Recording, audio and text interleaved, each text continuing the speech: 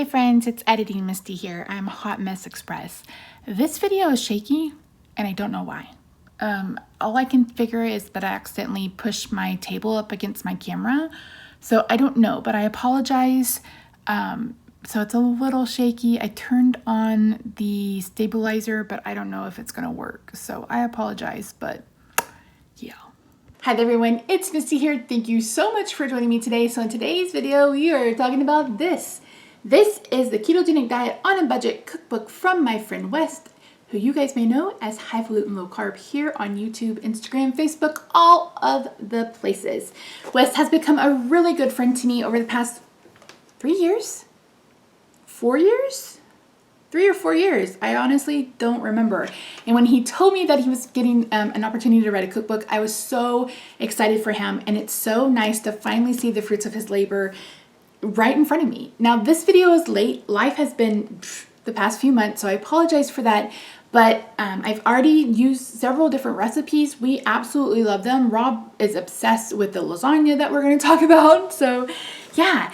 So this book is currently sitting at 272 reviews.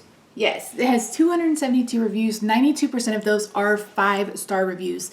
This is a very good cookbook. It's getting very good reviews and people are loving the recipes.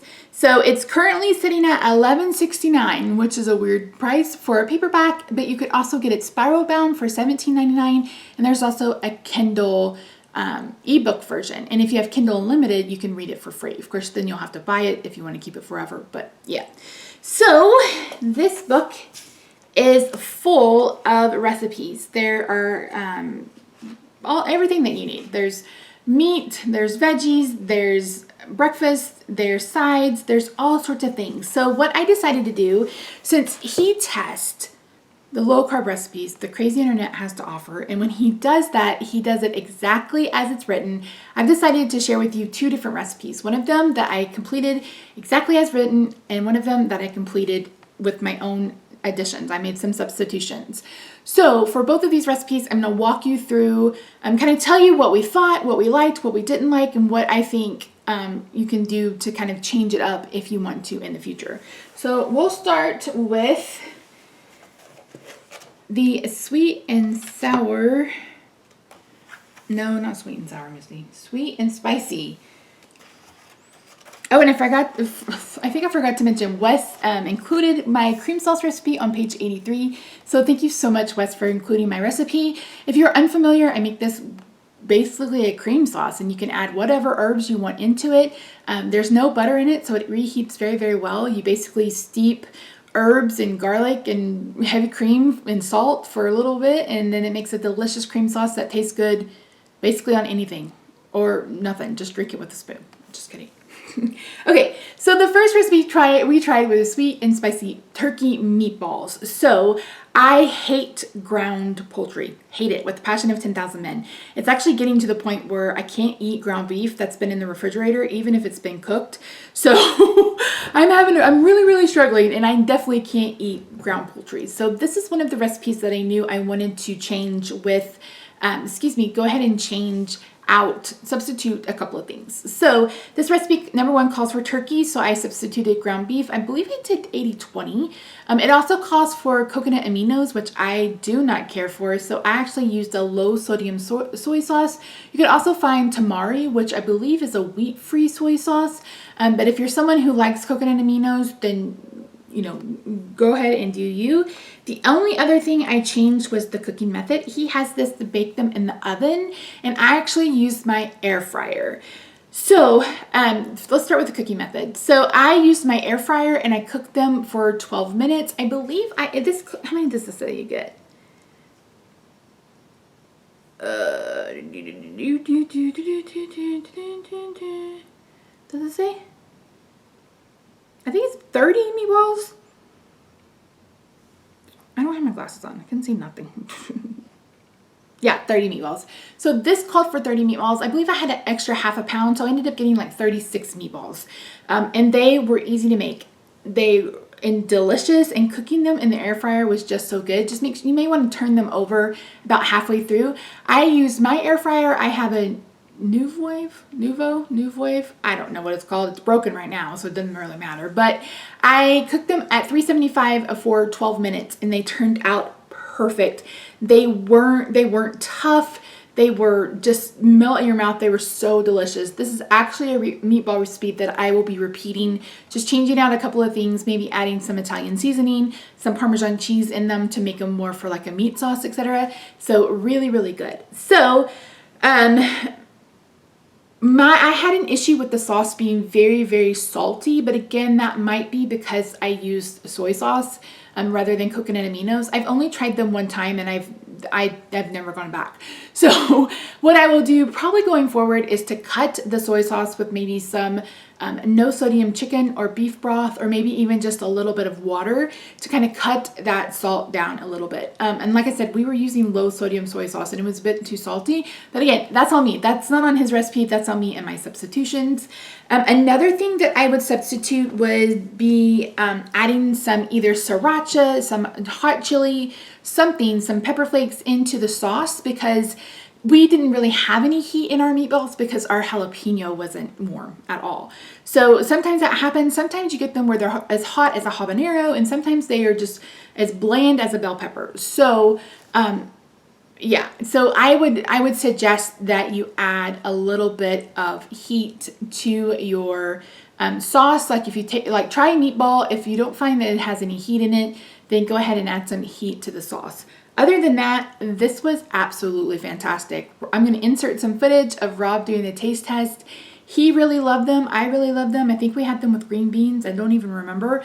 I don't like cauliflower rice, but I bet it would be delicious over that. So this one is a winner for... Right, friends, here are the sweet and spicy meatballs. They're a little dark because I heated them in a skillet because I cooked the meatballs the other day in the sauce tonight. So we're going to get Rob's first impression.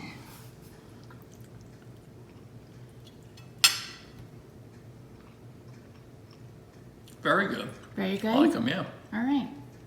Husband approved. So the next one is his keto lasagna with deli meat noodles. This is what Rob is obsessed with it. We had leftovers. He literally just defrosted a piece of this today. So this is the recipe that I followed exactly as written. I used sliced deli meat from just Walmart. We just picked up some chicken. I think it was chicken. I think this calls for chicken. And I cooked the lasagna, and unfortunately, it came out really, really watery. So what I plan to do going forward, because we are going to make this again, I'm telling you, Rob is obsessed with it, and it's really, really good. It was just really liquidy. The problem with lunch meat, deli meat, is that it has a lot of water in it. So what I plan to do next time, and what I do sometimes, and I'll insert some footage because I did take a picture, I will take whatever lunch meat that we're going to use and I will dry it out in a pan. Make sure it gets most of its liquid out, and then you can layer it on and go forward with your lasagna. You're not cooking it. You're not looking for it to get like brown or crispy or anything like that. You're just looking for it to release its water. That way your lasagna won't be quite as dry. Because even though, quite as wet, even though we reduced the sauce, like I followed it exactly as written, because of the water in the lunch meat, it still turned out a bit soupy. So that's the only thing that I would change for that recipe. Like I said, if I make Rob sometimes he likes to get, Jesus brain. He likes like a calzone, or I'll make him a stromboli or something like that. And he loves a Philly cheesesteak. So I will cut up roast beef, get the water out of it before I put it in whatever I'm putting it in, because again, all lunch meat is full of water. So you may want to try that if you find that your lasagna got a little soupy. But it was a hit. Like I said, Rob loves it. This is probably how I will be making his regular lasagna going forward. And I will definitely be making this for me going forward. Really, really good. But like I said, that really is the only thing I would do, is just make sure that you get the water out of your lunch meat. And again, I just use a grill pan. You can do it in a skillet. It's like 2 or 3 minutes, and you will really see that it leaches out. Leaches, that's not the most, that's a word, isn't it?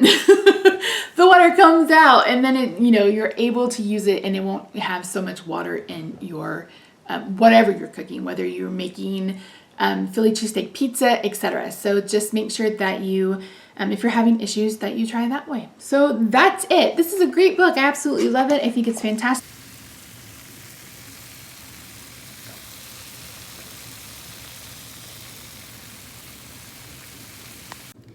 All right, friends, this is Wes's lasagna. I obviously didn't cut very well, but you can see it's got chicken and the sausage and the sauce. So let's watch Rob take a bite. Da, da, da, da.